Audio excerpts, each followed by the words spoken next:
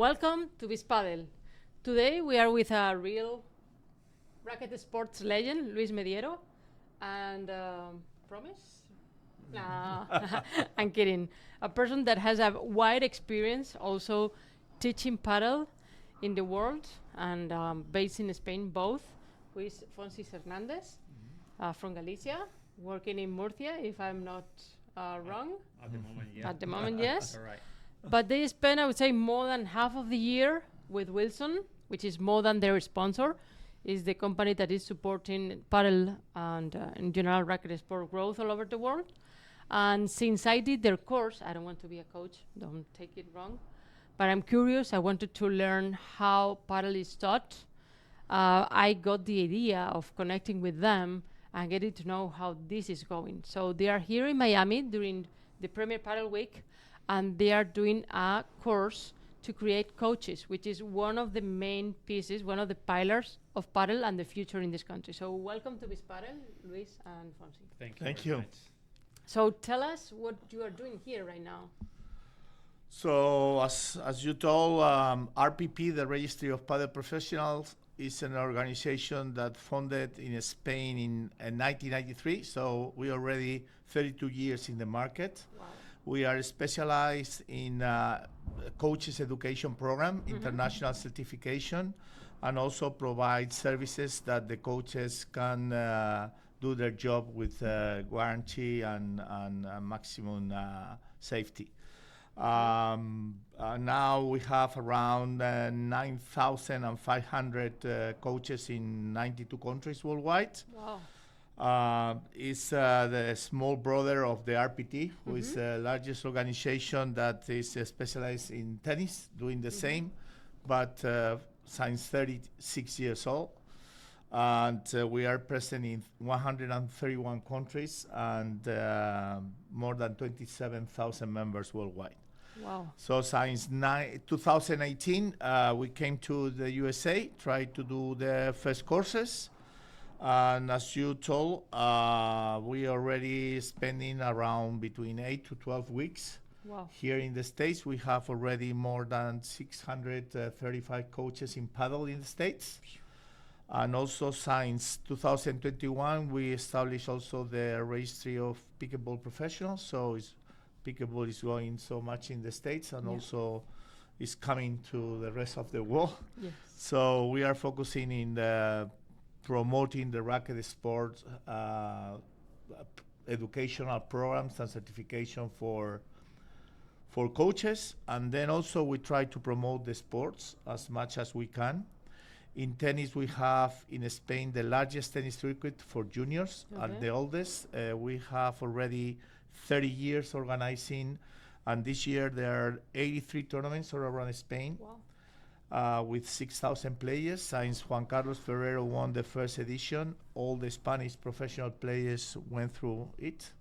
And since 3 years ago, we established the same thing in Padel. So we have the RPP Marca Junior Circuit by Wilson also. And we have been working with Wilson for 25 years. Wow. And it's more than partners. They are focusing in growing the sports, not only provide good equipment. The commitment with the coaches, with the community, I think is important because it's a company that really want to grow the racket they sports. are one of those that they can think long term. Because in general companies, they don't have that margin to play around. So I've talked with some friends that are visiting now in Miami, and I told them I was going to interview you, and they've come from tennis, like, oh, I know him when we did that. What is he doing? So everybody knows you in the tennis world. How did you see the opportunity in Padel? I mean, we saw the opportunity when I was in Argentina in 1992, so I decided to establish the RP Padel in 1993. And I have a very open mind about Padel worldwide. It's coming to the States smoothly, but I think with good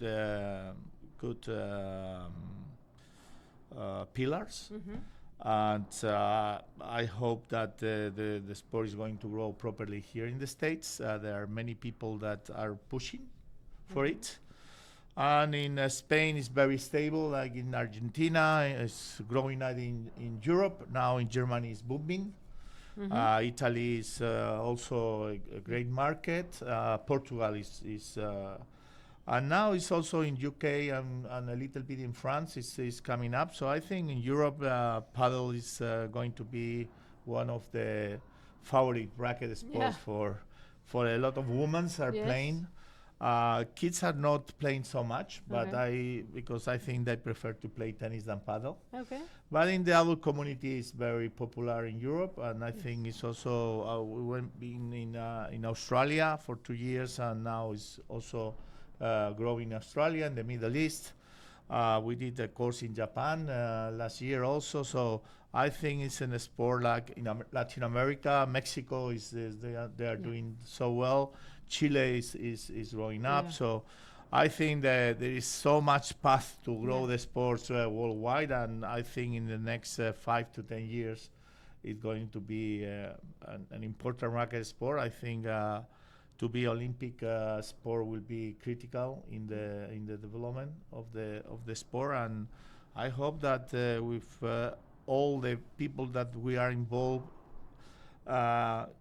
in education, in promoting, in like you do with this podcast, I think we need to create a community, and I think if everybody push, at the end will be a good result. Yeah, for sure, and I think you've touched so many points that are, to me, very important for para growth, and one of them is also Fonsi's role, because every time you come, he comes with you, so it's like Batman and Robin. No, but what I mean is, you roll your sleeves, you get into the court, and you are doing this, but also you are a coach in a club right now. So you also know which are the challenges that a coach finds, and what are the points where people get stuck with the walls like me and things like that. So how is your approach? How do you tell someone that wants to become a coach that there's a path and there's a way to become a good paddle coach? First of all, I think that the most important thing it's like to have a methodology to work with, because we believe that being a coach is not just grabbing a basket of balls and feeding balls. It's like everything has a reason, and the most important thing is to have a path and to have a way to teach. I'm a great believer that the level of the players is about the level of the coach. We are very responsible of the players, of the level of the players, and if the player is not improving, it's our fault. So I think I felt the need that in order to make the sport growing, it's very important to have very good coaches. So when you come here, in general, there's a wide range of people that wants to get into your course. In some cases, it's like curiosity, people like me, like self-improvement, but also feed your curiosity and understand how it's taught, how the ecosystem works. To me, is I didn't just learn about what happens in the court, but also how to, like, somehow a little notions or ideas on how to manage a club, how the ecosystem is growing, some key aspects that's going to happen. So it's a way to have a wide view. But then you also do the second one, right? Like more high level. What kind of people usually get into your course, and what are they looking for when they do it? Because it's kind of a commitment, right? Like, it's not just the time, but also the money they put, and also understanding that you're coming from Spain just for this. Most of the people that come to the course are already tennis coaches. I think probably 75%. And then the other 25 are paddle enthusiasts that they want to learn, like you went through the experience. So they really want to learn how this works.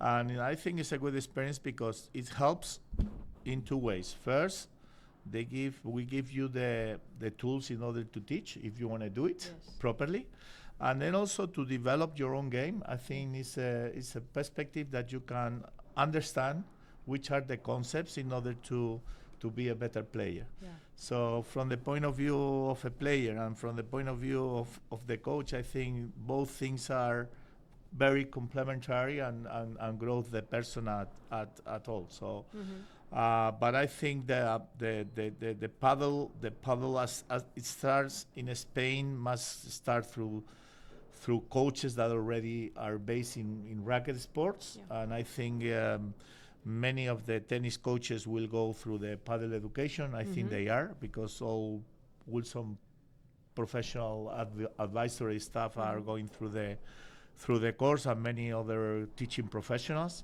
And I think also the paddle specialists, the paddle players that they want to learn more, and not only in the level 1, who are just, we set the standard for teaching beginner players, but also for the advanced and competition players in the level 2. So we are very happy, and we see that it's a demanding, because this last course that we have tomorrow and Friday was sold out in 24 hours. So. Wow. So we are going to do another one in Naples. Good, but there's a far sense away. of what's So going on. it means that it's the people wants to be educated, to be 35, and I think and I was so happy today. We were at the Premier Padel, and many of the people were there went through our courses. Yes. So I think that we just put our stone in the in the place. To me also, there was a part that was important, is how to be professional, how the coach looks, how they treat the thing that sounds like good manners somehow, but it's not bad to give a friendly reminder and to make people understand that is their happy moment. Those that are coming, they want to be satisfied, they want to improve, and they want to have that time after coming from work or doing that. So that idea of having that respect for someone that is investing their time and money, I think it's really good and it's important. But I think in the industry, you can have a lot of money, you can have a lot of things, but without coaches, you are out of business. So as coaches, we are a critical part of to develop any kind of a sport. And I think it's critical that the coaches' education and the certification to set the standards to push the players growing up, because really the clubs are managed by coaches, the academies are running by coaches, most of the tournaments and most of the activities in the club. So a club without coaches is not easy to survive. Yeah, so it's like a club without a soul, right? Like, But I think, I mean, in the States, I think they are putting the proper pillars to grow. I think a great success to bring the Premier Padel for the first time ever, to have Belasteguin as a director. I think it's a small details, but at the end contributes that the sport grow properly. Yes, makes a lot of sense. And also, once someone, let's say, graduate from your program, what happens? Like, can they have job offers? They contact you because they want to start coaching.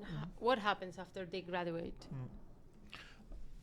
Go ahead. No, the certification. We have an employee service, which is located in the HQs, and we receive a lot of demand from companies asking us for coaches. Wow. So in the beginning, here in the States, the problem is the immigration status or the immigration system to try to bring coaches here in the States, but from that's why you're doing this, right? Like teaching people that are already here. And then from another countries, we receive that call from clubs or from companies, like trying to help them to provide coaches, or but yeah, like in my personal side, we always when we are doing these courses, we usually have some investors or probably people that are opening clubs that said, oh, probably I'm gonna need a head coach like you, or probably if we can, you can help us like doing this with the coaches.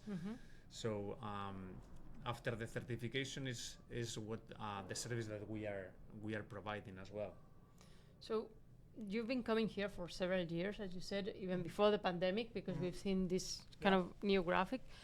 But where do you see more demand in the US right now? Like we know in Miami there are a lot of clubs now. What about the rest of the country? Which trends do you find interesting right now? I mean, I think Austin is growing. In San Diego, they're growing. Some clubs in New York, Atlanta. I mean, this big change of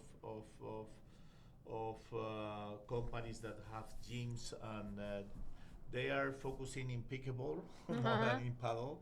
But I think they will see paddle in a short term as a tool to put in on the clubs. And I think in the future, the big clubs needs to be racket sport clubs, and everything will be a complement. I think if you play tennis, you can play paddle. If you play paddle, you can play pickleball. If you, I mean, I think they're going. I remember when I started the paddle division in 1993. People say no, but this is a competition through tennis, and really in Spain, many clubs survive because the paddle. Padel gives the energy to the clubs to maintain the memberships, and I think here would be the same. And if you have the space, if you don't have the space, it's complicated. But I think it's an opportunity for country clubs. It's to give another opportunity to your members to try racket sports. It's much more easy than tennis. It's a lot of fun. It's social because you play doubles. And I think it's a little bit more complicated than pickleball, so you need a little bit more technique. So I think they have all the ingredients to be there in the market, and I think tennis, paddle, and pickleball can be and can survive without a problem. I think is the racket sports will be, and the same as coaches. I think the coaches of the future will be racket sport coaches. So people that can teach tennis, pickleball, paddle, and can provide the service to the club that they are through the employees. So, but you know what? I'm gonna say something that might be like super silly, right? But I'm learning paddle. I haven't tried pickleball. I'm not against pickleball at all. Like many people are like, no, I'm fine. But to me, just learning this is like if I wanted to learn French and German at the same time. I'm scared of mixing them, right?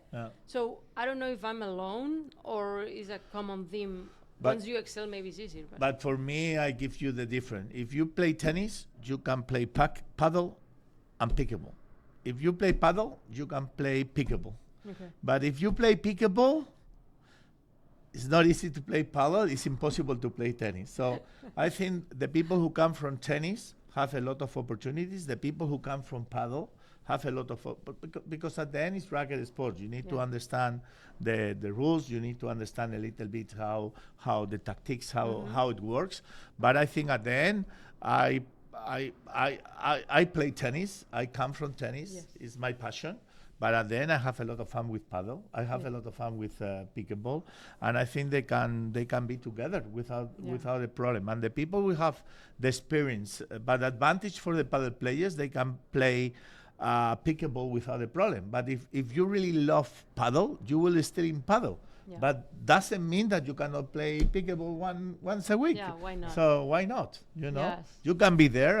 Like Emilio, we were talking about Emilio Sanchez. I mean, he's a tennis fan, but now he's saying, no, why not paddle? And he's trying to put paddle in his academy in Naples, and he has already 8 courts in Barcelona. And I think we need that kind of people to get involved in order to grow, because Emilio has a great academy in Naples with 40 tennis courts, and he has a lot of space to put paddle courts. He already put one, and he's thinking to put more. And I think in the future, if everybody contributes, this will be amazing, because the sport is amazing. I love what you're saying about this, because when Novak Djokovic talked about that, like he was worried about the future of tennis. Then we see also Rafa Nadal that has the academy with paddle and tennis. Right. You're talking about the Emilio Sanchez Vicario. So part of the ecosystem is okay because they understand that racket sports can like be part of the same ecosystem in a very healthy way, and also helping the club to stay like Sure. doing well, right? And also Ferrero Academy in Alicante, They have that that. when Carlos Alcaraz trains, they already have the first full-time boarding Padel Academy. Wow. They have, I think, like 30 players already living and studying there. So I think that helps because, Ferrero, the image, Alcaraz is there. And Ferrero plays Padel, Alcaraz Doing plays number Padel. one. So I think that helps everybody else. I think they put a paddle court in Miami Open. They're going to put they are going to play this year again at the French, the Premier Padel. I think that helps a lot to the growth of the sport. You are a well-known sports person, and you've already talked a little bit about making Padel Olympic. Why do you think is that important? Because I think that for me will be a point of what we call a point of inflection, punto de inflexión in Spanish, and I think that is critical because wherever they put the paddle of an Olympic sport, the exposure worldwide will be unbelievable. Even maybe in the first Olympic, most of the finals will be between Spaniards and Argentinians. But at the end, I think the people will, because there will be medals there. So the people will invest in develop the sports in order to get a medal in the final. But I think paddle needs that, and I think they put the squash in the last. So why not paddle? Come on, why not paddle? Yeah, and it's a faster track, right? I think that in paddle there are so many battles between the institutions, and I think the institutions must think about the common goal. And if the common goal is to put the Olympics to put the paddle in the Olympics, I think they need to find a way to achieve that goal. And I think it's important that everybody else, the Players Association, the Premier Padel, the FIB, the International Federation, the National Associations. I think we need everybody helps because I think that will be, for me, the point of inflection in order to really put the sport in the planet. And related to the future, you have wide experience with tennis kids, so they all know your circuit and the relationship with Marca. You are doing that with also Padel. Yeah. Do you think that would help out of Spain too? Like how to create something similar in some other places? We are thinking to put the tennis circuit worldwide. It's a goal that we have with Wilson. The last year, we did seven tournaments and then a master in Padel. And we have like around 1,000 players. It's not bad. But I think most of the parents, I think in Europe, I don't know in the States, but I think it's similar in the States. Most of the parents wants to put the kids in tennis before in Padel. And I think that is right because at the end with a good technique in tennis, you can adapt very easily into Padel. So, but I think as soon as the players, especially the juniors, have this Sinner image, this Alcaraz Sinner, they will have a mirror. And then when they have a mirror, I am sure they are going to develop in order to achieve that dream. I want to be like Carlos Alcaraz or like Sinner. I think the kids needs to have this kind of mirror in order to try to make the dream. Okay. I have a question that is more related to my curiosity. It's not directly related to Padel, but I think it's related to what you do and what makes your program special. For someone that is thinking, why should I do this program instead of the other? And to me is that, correct me if I'm wrong, but I remember that you chose a topic every year. And one year was about addictions. Another year was about rest and sleeping. Why is that important? So what has happened since last time we met? What are you exploring now? Oh, right now we are doing a very deep project about the connection of the brain and the writing. Oh, wow. And we have been working with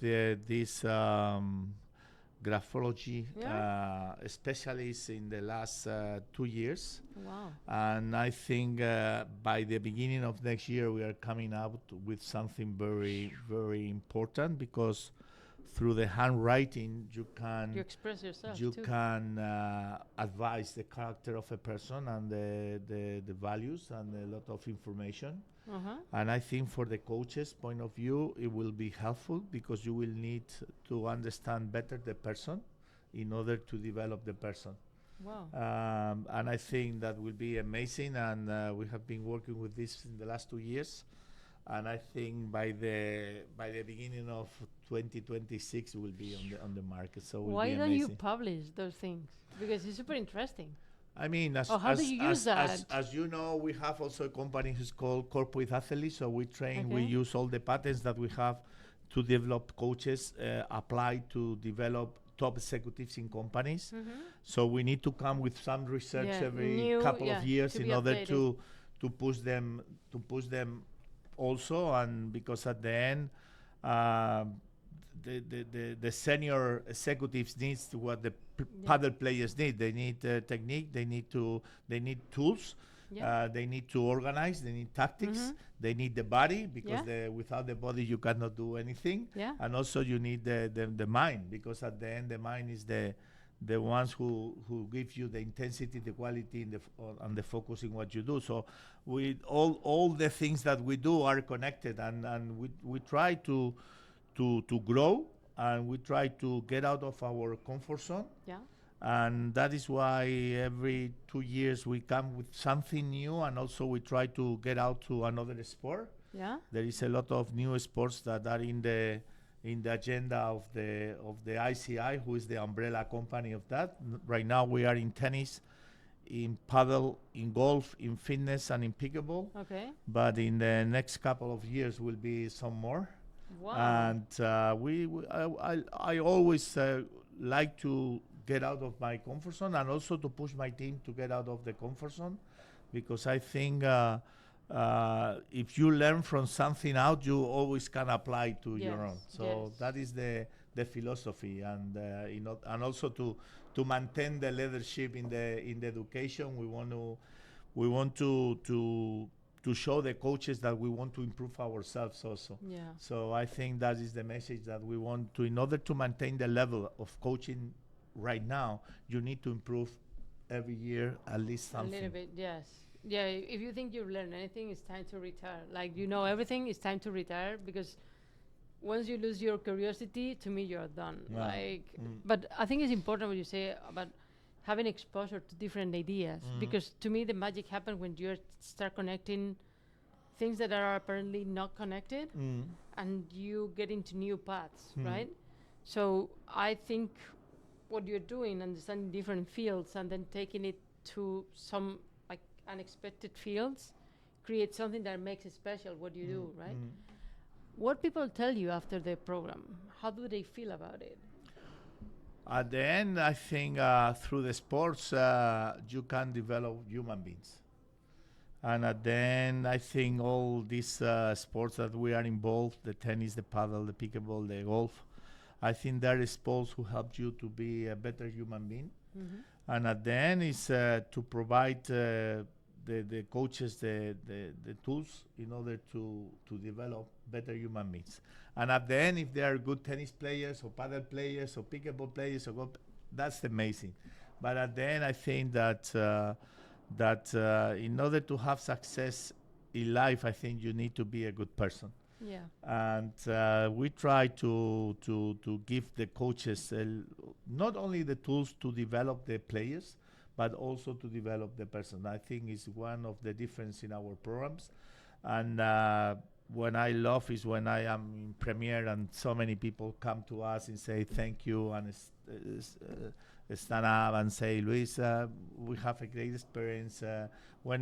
Because at the end, for us, is we love to educate people. So we have been in this business for 36 years. So we really want to create a community. And we believe the coaches community is a key to develop any kind of a sport. And we try to put as our RPP something different that other education companies can offer to the market. So when I did the program, it was in Ultra, Yeah. when were Claudia and Fernando there, and Yeah. there were just 8 courts. I said, Yeah. 8 courts is great, but 3 indoor, 5 outdoor. And I remember that some investors were coming, talking to you. So what do you find now with that growth? Like, do you find investors that come to talk and ask for advice? Do you see that, like, shake right now, or is it even worse? Yeah, I mean, it's unbelievable because we have every single day 2 or 3 meetings of people that want to invest, to put clubs down, and that is something that is unique in paddle. It's something similar, a little bit in pickleball, but we don't have these funding companies in tennis that put in a lot of money to develop the sports. But in the other hand, I think sometimes it's not good because, in paddle, in tennis we have 8 brands, racket brands. Yeah. In paddle you have like 300. I mean, something is wrong. When you have so many people trying to get around the business and to build courts or the paddle brands, the paddles, the rackets, the balls. I mean, that confused the market. If you open a club and you receive 300 emails from people that wants to sell you the rackets, and another 50 emails the people that want to put the courts in your place, and you collapse. You say, what is going on? I think at the end, the time put everybody in his own spot. And I think here, especially in the States, tomorrow we have 3 meetings with investors. We have every day between 3 or 4 meetings in this PadelX. We have Saturday and Sunday. We have 4 or 5 meetings each day with people that wants to get an advice. Because it's not easy, Rosa, to set down a club. The people think this is an unbelievable business. Like, how they take so long to do it? And that is, this is a business like every business. If you really focus, if you really work hard, at the end, you can make a profit. But the people think this is so easy, and it's not. And we have a lot of examples, like Ledap in Sweden. So it's a market who was like this and then get down like this in the same way, because the people realize that really it's not an easy business. It's a business, but you need to work hard like any other business and put a lot of energy to get results. And people think that they put 6 courses and the course will be full 10 hours a day. So it's but I think it's a lot of movement, especially in the States, some in Europe, but especially in the States. And I think the next market would be Australia. They're going to invest, and they're moving. So are we gonna see you there too, or? We just been 2 years in a row, and we see that the sport is moving. You see that definitely. And also the Australian Tennis Federation get involved with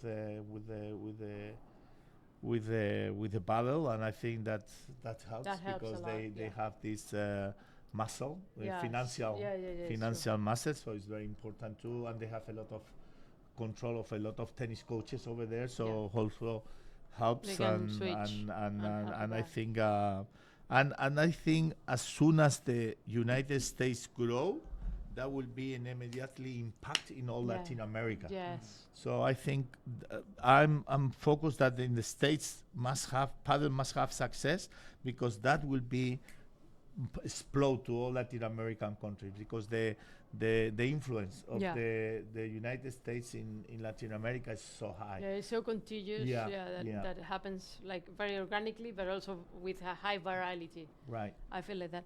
So Fonsi.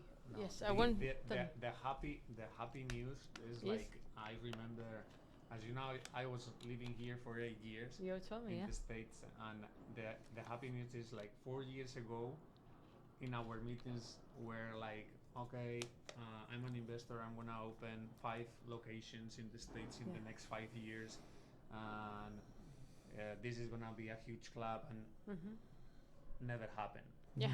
Everything overpromise, under-deliver, classic. So and everything was like very, very slow. Now, when every time that we come here, it's like, oh, it's a new club in wherever. It's a new club. Like, no, they are opening a new club in downtown. They are opening a new club in El Doral. It's like all the time. It's a new. Every month is a new club, and same thing with the country clubs. Yeah. You know, with the offer, the demand that we are having now for certifications are in country clubs as well. That in the Cool. beginning were very Upset. Yeah. traditional with Yeah, tennis. like, don't with touch this. Yeah, with tennis, with pickleball. Now they see the demand because the members are asking for that. padel. Yeah. So the same as in Spain, right? Like it was. and I think it's another thing that is gonna make it grow very or faster than it was planned. It's the Arturo's arrival here in Miami puts Miami in the world padel map.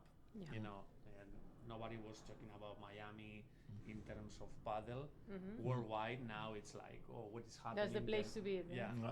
You know, all the professionals are going there, so it's gonna help a lot. Yeah. Now that you've been here and visiting clubs, what have you seen? Is there one club that is like, wow, we didn't expect to see this, or this is different? Not because it's like super luxury, but a different angle, a different, I don't know, setup or something that got your attention. Or in here in Miami? Yeah, or or the in this trip, or in general, a trend that you see that is different. What I see here in Miami, comparing with another places around the world, it's like all the details that they have, you know, for the, you know, to make the user experience much better. You know, for example, Reserve or Ultra, and for example, in Spain, it's difficult to find a club where they provide you like water, your towel. You go to the restrooms and you find like the you know, soap or shampoo.